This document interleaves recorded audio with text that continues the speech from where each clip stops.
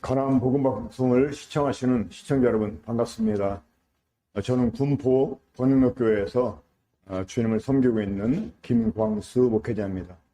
오늘은 신약성경 누가복음 18장 18절부터 27절에 나오는 말씀을 중심으로 해서 그래서 하나님께 사셨다라는 제목으로 함께 말씀을 나누도록 하겠습니다. 제가 먼저 누가복음 18장 18절부터 27절까지 읽어드리겠습니다. 어떤 관리가 물어 이르되 선한 선생님이여 내가 무엇을 하여야 영생을 얻으리이까? 예수께서 이르시되 내가 어찌하여 나를 선하다 일컫느냐? 하나님 한 분 외에는 선한 이가 없느니라. 내가 계명을 안 하니 간음하지 말라, 살인하지 말라, 도둑질하지 말라, 거짓 증언하지 말라, 내 부모를 공경하라 하였느니라. 여짜오되 이것은 내가 어려서부터 다 지켰나이다. 예수께서 이 말을 들으시고 이르시되 내게 아직도 한 가지 필요한 것이 있으니 내게 있는 것을 다 팔아 가난한 자들에게 나누주라. 그러면 하늘에서 내게 보화가 있으리라. 그리고 와서 나를 따르라 하시니 그 사람이 큰 부자이므로 이 말씀을 듣고 심히 근심하더라. 예수께서 그를 보시고 이르시되 재물 있는 자는 하나님 나라에 들어가기가 어찌 얼마나 어려운지 낙타가 바늘귀로 들어가는 것이 부자가 하나님의 나라에 들어가는 것보다 쉬우리라 하시니 듣는 자들이 이르되 그런즉 누가 구원을 얻을 수 있나이까? 이르시되 무릇 사람이 할 수 없는 것을 하나님은 하실 수 있느니라. 무릇 사람이 할 수 없는 것을 하나님은 하실 수 있느니라. 제가 지금 여러분들에게 읽어드린 이 말씀은 마태복음에서도 또 마가복음에서 동일하게 나오는 사건입니다. 마태복음 19장 16절부터 30절 그리고 마가복음 10장 17절부터 31절에 이 똑같은 내용이 기록되어 있는데 조금 이제 다르게 표현된 게 있는데 예수님께 나와서 자기가 무엇을 하여 영생을 얻겠냐고 물었던 그 사람에 관해서 조금 다르게 이야기를 해줍니다. 우리가 방금 보았던 이 누가복음에서는 어떤 관리가라고 말하고 있는데 이 관리라는 말은 이 당시에 이 재판관을 의미했습니다. 그 한 재판관이 예수님께서 길을 지나가시는데 그 앞에 나와가지고 또 이제 다른 성경에는 마태복음인가요? 거기에 보면 이 사람이 그 예수님께 나와서 꿇어 앉아서 이 질문을 했다고 기록해주고 있습니다. 또 다른 그 성경에서는 이 관원을 한 사람으로 표현하는데 이 사람은 또 그 젊은 청년이었다는 것을 이렇게 밝혀주고 있습니다. 또 이 사람은 아주 부자였음도 우리가 이 말씀을 통해서 알 수 있게 됩니다. 자, 젊은 청년이 또 그 당시에 재판관이었던 사람이 그리고 돈도 많았던 부자가 무엇이 아쉬워서 그 당시에 많은 유대인들이 예수님을 인정하고 믿었던 게 아니었거든요. 그런데도 이 사람이 예수님께 와서 그것도 이렇게 어떤 집에 예수님이 거하고 있을 때 찾아간 게 아니라 길을 가시는 중인데 그 앞에 와가지고 그 앞에 꿇어 앉아가지고 예수님께 질문했습니다. 내가 무엇을 하여 영생을 얻을 수 있으리? 자, 이 사람이 얼마나 간절했습니까? 그런 태도를 가지고 예수님께 달려와서 예수님께 이런 질문을 했겠습니까? 자, 사람이 아무리 젊어도 죽을 수 있습니다. 그렇죠? 돈이 많다고 행복하거나 오래 사는 건 아닙니다. 세상에서 좋은 지위가 있다고 해서 사람은 그것으로 만족할 수가 없습니다. 자, 우리가 사는 이 사회를 보세요. 이 부정과 부패, 이런 비리들을 저지르는 사람들이 지위가 높은 사람들입니까? 지위가 없는 사람들입니까? 이 뉴스에 오르내리는 사람들은 거의 다 이 지위가 높은 사람들인 거죠. 자, 이 젊고 돈도 많은 이 젊은 재판관이 도대체 무엇가 아쉬워서 길을 가는 예수님의 길을 막고 그 앞에 꿇어 앉아가지고 이런 질문을 했겠냐 그 말입니다.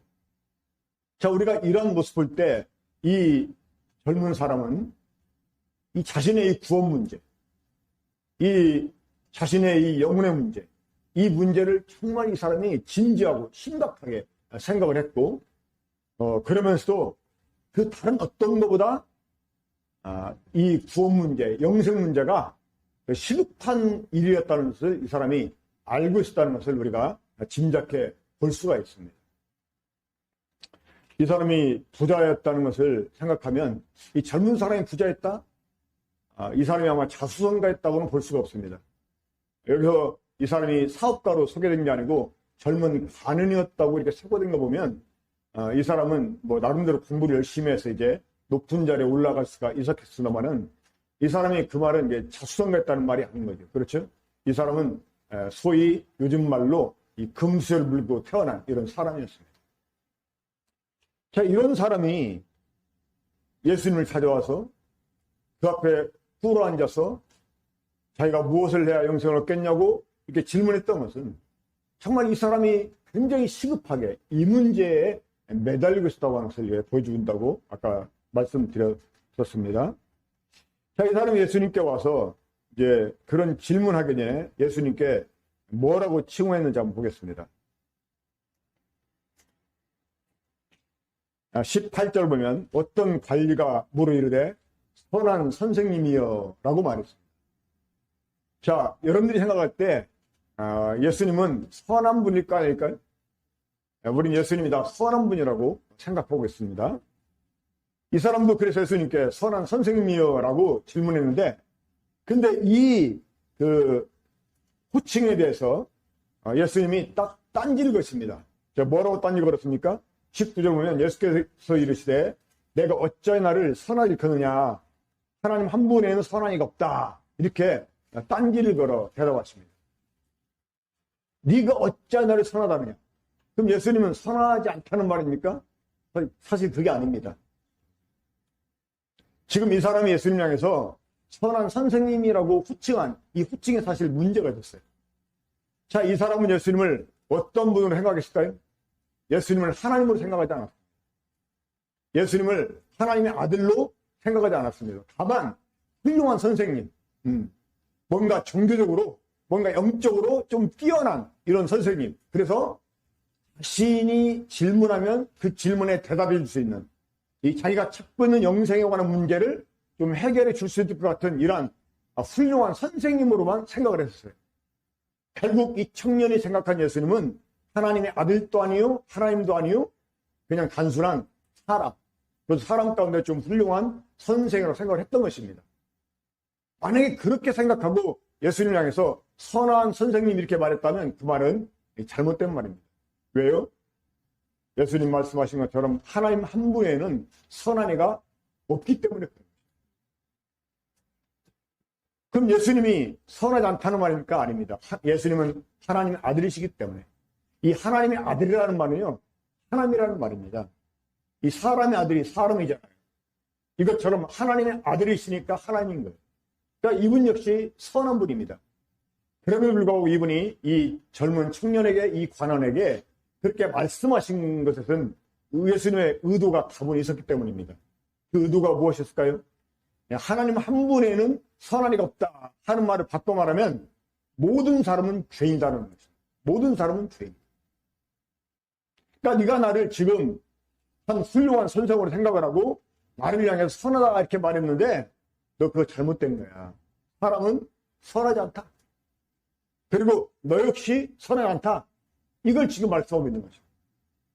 그러니까 이 젊은 관원은 자기도 자기 나름대로 뭔가 노력을 하면 이 선한 선생님같이 자신도 선하게 될 수 있다라는 생각을 하고 있었던 것입니다. 그 어느 정도 자기 나름대로 선한 경계에 이르게 되면 자기도 영생을 얻고 구원도 받고 거듭나게 되고 이렇게 생각을 했던 것입니다. 하지만 그와 같은 생각이 잘못되다는 것을 깨우쳐주기 위해서 예수님께서는 하나님 한 분에는 선한 이가 없다. 다시 말해 모든 사람은 죄인이다. 너는 죄인이다. 이것을 말씀해 주신 거예요. 그런데 예수님께서 그 사람에게 그 사람이 죄인인 것을 깨닫게 해주시려고 또 이런 질문하십니다. 네가 계명을 안 하니? 자, 이 10계명 중에 처음부터 4가지 계명은 하나님을 향한 것이고요.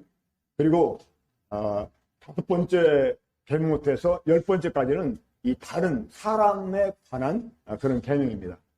근데 예수님께서 이제 하나님께 대한 그 4가지 계명은 언급하지 않으시고 이 5번째 계명, 그것도 10번째는 빼놓으시고 9번째까지만 말씀하시면서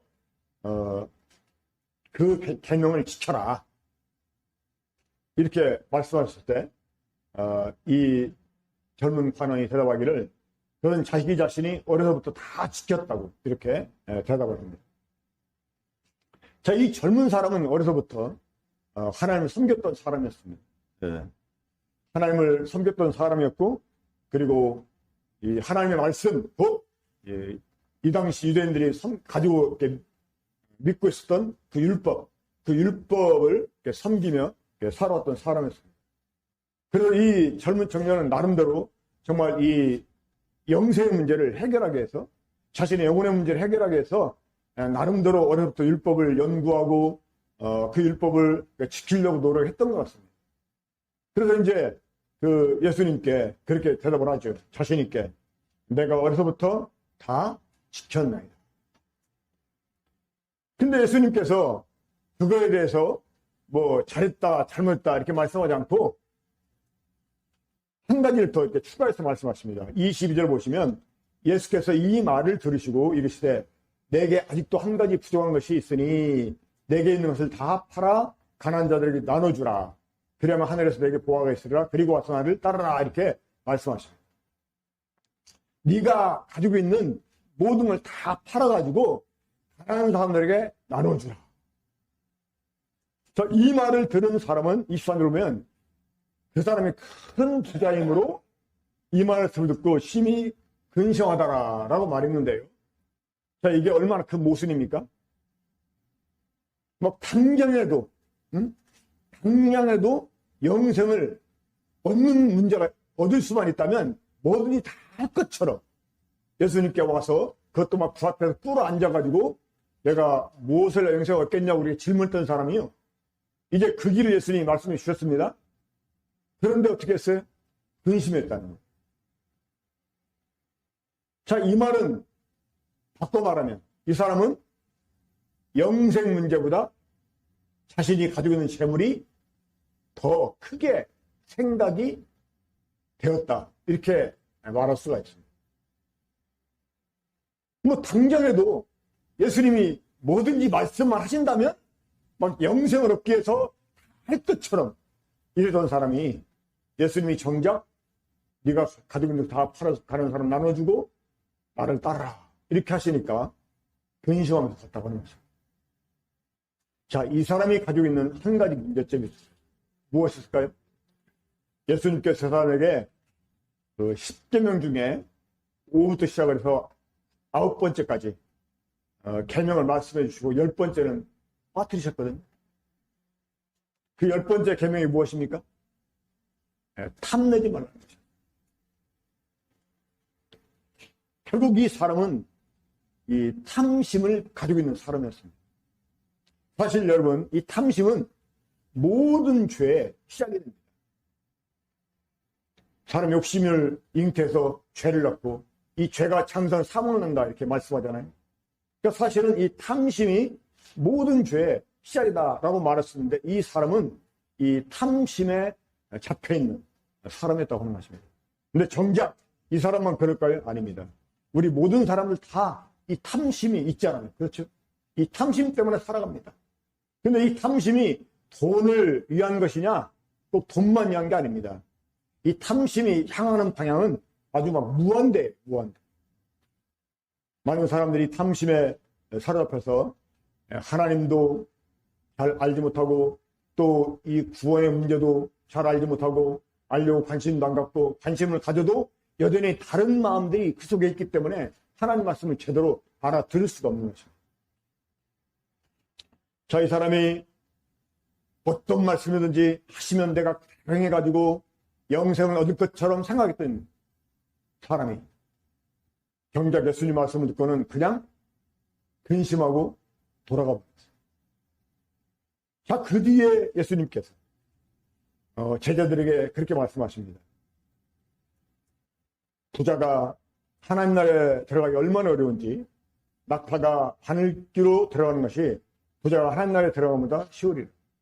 이 예루살렘 성벽에는 바늘기라는 별명을 가진 한 조그마한 문이 있었습니다. 근데 이제 그 문을 통과하려면 낙타를 이렇게 무릎 꿇게 하고 앞뒤에서 막 땡기고 밀어줘야 겨우 통과한다는 거예요. 그러니까 그 낙타를 통과시키려면 낙타가 치고 있는 모든 짐을 다 벗겨내야 된다는 거예요. 실제로는 바늘기가 아니고 바늘기라고 하는 이 별명을 가진 그 쪽문 같은 게 있다고 해요. 자, 그러니까 그 낙타가 그 바늘기라는 별명을 가진 그 쪽문을 통해서 통과하려면 굉장히 어렵다는 것을 제대로 알고 있었어요. 근데 그것이 오히려 쉽다는 거야. 어떤 것보다? 부자가 하나님 나라에 들어가보다. 그럼 사실 부자는 어떤 사람이 부자입니까? 돈 많은 사람이 부자입니까? 아니에요. 이 마음속에 탐심을 가진 사람들이 사실 부자입니다. 근데 세상에서는 욕심 없이 살 수 있나요? 탐심을 살 수 있나요? 우리가 뭐든지 이 탐내니까 그것 때문에 지금 사는 거 아니겠습니까? 그걸 포기한다고 하는 것은 사실 죽음입니다. 어떻게 보면.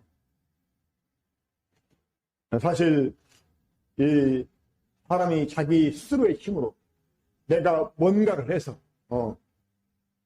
예수님께서 이 청년에게 내가 가진 모든 것을 다 팔아 가난한 자를 나눠주고 나를 쫓아라 이렇게 말씀하신 거, 이 사람이 그렇게 할 수 있었기 때문에 또 할 걸 기대하고 말씀한 거 아니었습니까?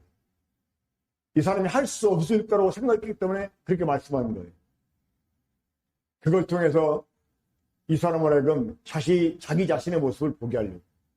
그러니까 내가 영생을 위해서 뭐든지 할 것 같은 자신이 있어도 실상 인간은 영생을 살 수 있는 일이 없다 하는 것을 깨닫게 해주려고. 우리 스스로 무언가를 해서 영생 얻을 수 없다, 이거를 알게 해주려고 주님이 이러한 말씀을 해 주신 것입니다. 자, 그런데도 많은 사람들이 이 영생 문제 때문에 막 고민하고, 거듭나는 문제 때문에, 이 구원 문제 때문에 고민하고, 나름대로 막 그 방법을 얻기 위해서 열심히 노력하잖아요. 근데 그 모든 노력들이 사실은 다 헛되다고 하는 것입니다. 그게 참된 방법이 될 수 없다고 하는 것입니다. 자, 예수님께서 이 부자가 하나님 나라에 들어가기가 얼마나 어려운지, 이 낙타가 바늘기로 들어가는 게 오히려 쉽다 이렇게 말씀하시니까, 자, 제자들이 이렇게 반응합니다. 그러면 누가 하나님 나라에 들어갈 수 있냐는 거예요. 만약 그게 사실이라면 그 누구도 하나님 나라에 들어갈 수 없다는 것입니다. 그때 예수님께서 이렇게 말씀하십니다. 무릇 사람이 할 수 없는 것을 하나님은 하실 수 있는 거예요. 사람은 할 수 없지만 하나님은 다 하실 수가 있다는 거예요. 다시 말해서 이 구원 얻는 거, 영생 얻는 거, 거듭나는 거, 이것은 인간의 어떤 노력으로,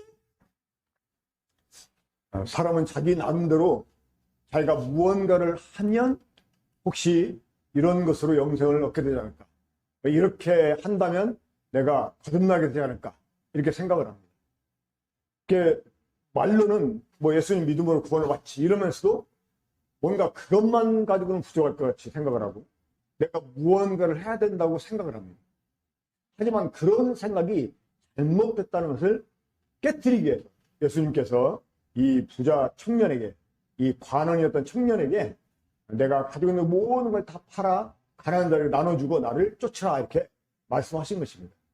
그 사람이 그것을 할 수 있다고 생각해서 하러 가신 게 아니에요. 할 수 없었기 때문에 말씀하신 것입니다. 그걸 통해 나는 영생을 위해서 내가 할 수 있는 일이 없구나, 이거를 이제 깨닫게 하려고. 자, 하지만 여러분 있잖아요. 이 사람이 오히려 진짜 영생을 얻게 된다면 누가 요구치 않아도 스스로 모든 걸 버리고 오히려 가난한 자에게 나눠주고 주님을 따를 수 있게 될 것입니다. 그렇게 해서 영생 얻는 게 아니라 영생을 얻게 되면 그렇게 될 수 있다는 것입니다.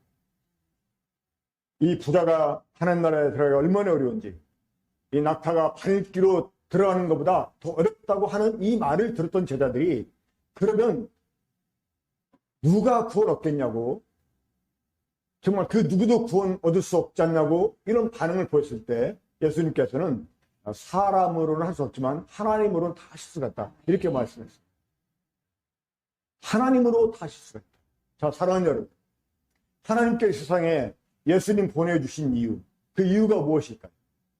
그것은 우리가 할 수 없었기 때문에 그런 거죠. 그러니까 사람이 할 수 없었기 때문에 하나님이 아들을 보내주신 거예요. 자, 예수님께서 십자가에 왜 못 박혀 죽었을까요? 사람이 할 수 없었기 때문에. 우리가 할 수 없었기 때문에.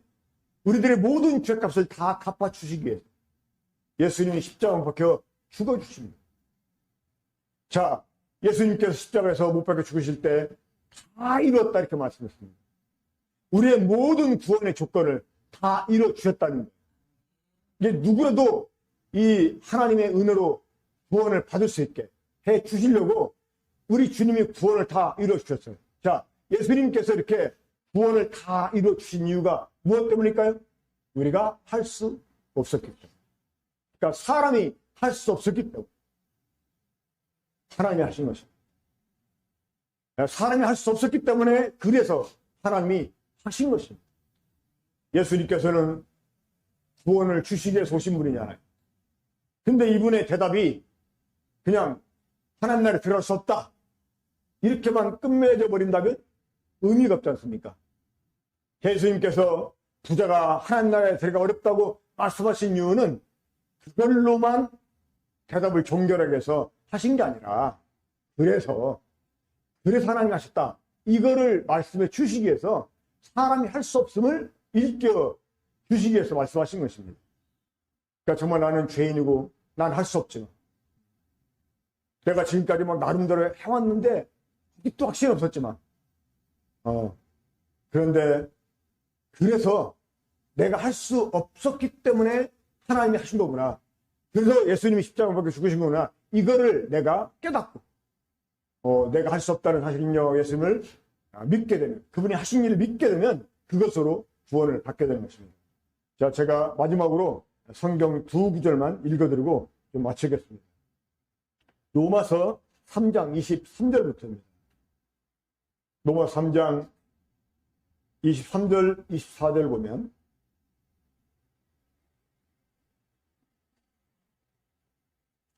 모든 사람이 죄를 범하였으니 하나님의 영광에 이르지 못하더니 그리스도 예수 안에 있는 성령으로 말미암아 하나님의 은혜로 값없이 의롭다 하심을 얻은 자 되었느니라. 자, 현실은 이것입니다. 뭐냐? 모든 사람이 죄를 범했기 때문에 하나님의 영광에 이를 수 없다는 것입니다. 사람은 선하지 않습니다. 하나님 한 분에는 선한 이가 없어요. 그러니까 이 말은 모든 사람은 죄인이라는 거예요. 그러니까 그들 스스로의 힘으로는 하나님의 영광에 이를 수 없다는 것입니다. 그런데 하나님께서 예수 그리스도 안에 있는 속량, 이 속량이라는 말은 값을 치르고 샀다는 말입니다. 그러니까 어떤 악독한 그 주인 밑에서 고통받는 노예, 그 노예를 해방시켜 주려면 그 노예 주인에게 값을 치르고 그 노예를 사야 됩니다. 그런 뒤에 자유를 줄 수가 있어요. 이거를 속량이라고 합니다. 우리는 죄에게 사망하게 된 노예들이었어요. 죄의 종들이었습니다. 하나님께서 이런 죄의 종들, 이 종들의 운명은 지옥이지 않습니까? 근데 이 지옥에서 우리를 건져주시기 위해서 예수님께서 십자가에서 자신의 목숨을 내어주셨어요. 그분이 피 흘려주시고 우리의 모든 죄를 다 대속해 주셨어요. 이 대속이라는 말은 대신 값을 갚아주셨다는 말입니다. 그러니까 예수님께서 우리의 모든 죄값을 다 갚아주셔서 우리를 이제 하셨어요. 그런 다음에 우리에게 자유를 주신 것입니다. 여러분, 이게 바로 구원입니다. 그리고 하나님이 값없이 우리들을 의롭다게 줬다는 거예요. 우리는 분명히 죄인이었습니다. 근데 하나님이 우리를 향해서 이제 너는 의롭다 이렇게 말씀해 주셨다는 거예요. 무엇 때문에? 바로 예수 그리스도의 속량 때문에. 자, 마지막으로 4장 4절 5절 읽어드리겠습니다. 일하는 자에게는 그 삭시 은혜로 여겨지지 아니하고 보수로 여겨지거니와 일을 아니할지라도 경건하지 아니한 자를 의롭다 하시는 일을 믿는 자에게는 그의 믿음을 의로 여기시라는. 자, 이 일을 하는 사람에게 삭스를 주는 것은 여러분 은혜가 아니죠. 그렇죠? 내가 얼마 받기로 하고 한 달 동안 일해줬어요? 근데 나에게 그 삭스를 주지 않습니다. 그럼 난 그 사람 고소할 수 있어요. 달라고 요구할 수 있고 안 주면 고소할 수 있어요. 그렇죠? 왜? 그거는 마땅히 내가 받을 보수니까. 그런데 일을 아니했는데도 나에게 그 사람이 한 달치 월급을 줬다. 난 받을 자격이 없는 짓을 했어요. 여러분, 이것을 가리켜서 은혜라고 하는 거예요. 그러니까 은혜는 받을 자격이 없는데 거저 주는 것. 이것이 은혜입니다. 5절 보면 일을 아니할지라도 경건하지 아니한 자를 의롭다 하시는 일을 믿는 자에게. 자, 나는 의로운 일을 하지 못했어요. 나는 선한 일을 하지 못했어요. 도리어 죄만 지었어요. 그런데 하나님이 그런 나를 향해서 너는 의롭다라고 말씀하셨다는 거예요. 여러분 믿어지십니까? 분명히 죄인이에요. 난 경건하지 않아요. 난 악한 사람이에요. 그런데 하나님이 일방적으로 나를 향해서 너 의롭다 이렇게 말씀하셨다는 거예요. 하나님이 정신 나가서 그랬을까요? 아닙니다. 아까 제가 조금 전에 읽어드렸던 로마서 3장 24절 그리스도 예수 안에 있는 성령으로 말미암아 예수님이 우리의 모든 죄를 경건치 않았던 내 모든 죄를 짊어지고 십자가에서 그 모든 죄값을 갚아주시고 내 모든 죄를 단번에 영원히 다 속량해 주셨기 때문에 그걸 근거로 하나님께서 이제 우리를 향해서 의롭다라고 말씀하실 수밖에 없다는 것입니다.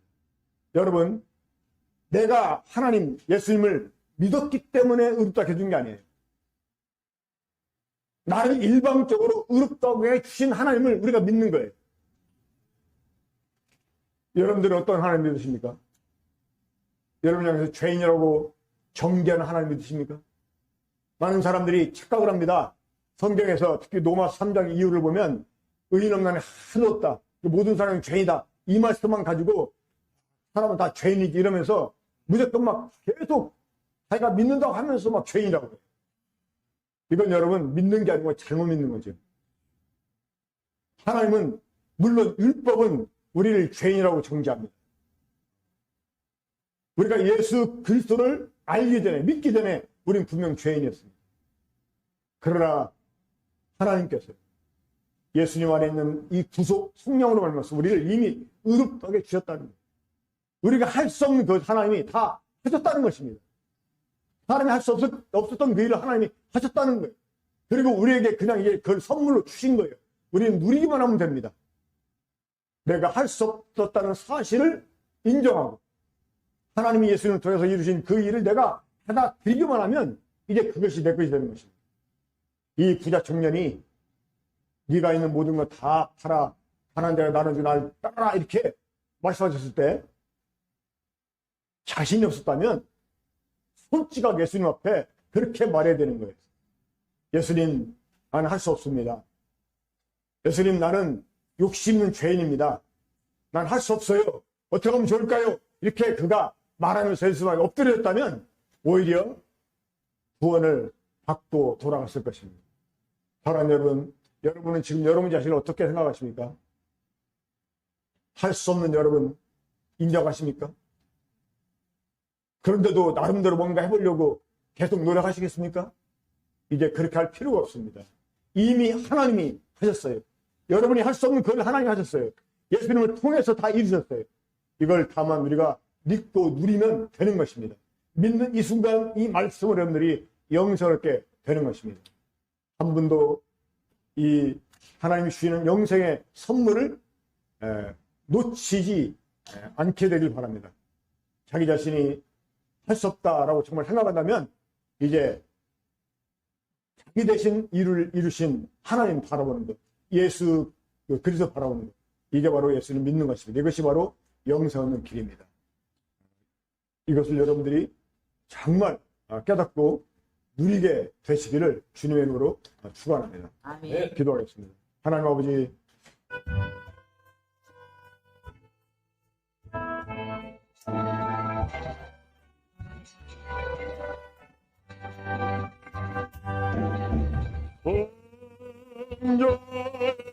귀한 모든 나를 위하여 버리신 그 사랑 고마라. 내 머리 주 앞에 조아려는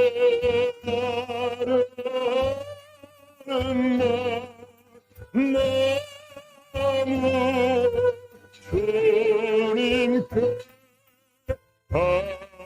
바치리까.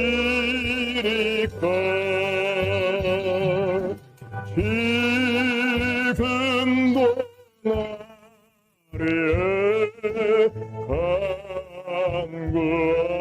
간구하신 이 옅은 믿음이 나니 주님의 참사랑 고맙고 놀라라. 찬송과 기도를 죄지 않네.